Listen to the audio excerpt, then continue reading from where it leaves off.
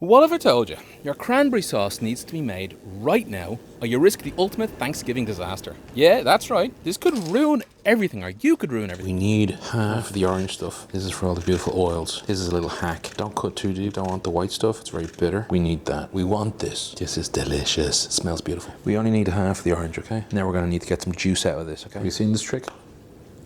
Just comes apart. It's a lot easier to get the skin off the rind of the orange. I need 35 ml. Perfect. We gotta chop this up, okay? I'll show you how to do it. Break it in half, okay? In half again. Just lay it on top like that, okay? Let's chop this up slowly back and forth, okay?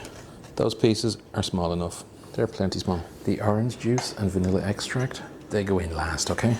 So we're just gonna put this aside now.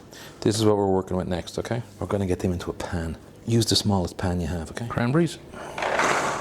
OJ, sugar, water. We're going to bring this to a boil and cook it for about 15 minutes on low to medium heat. And then we're going to reduce it to a simmer.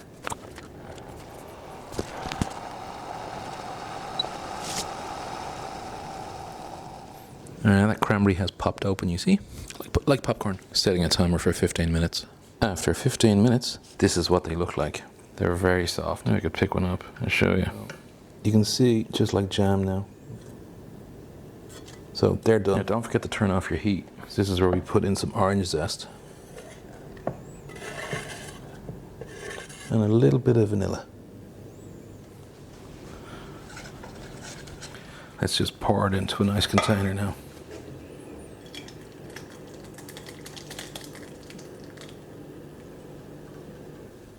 Perfect for Thanksgiving.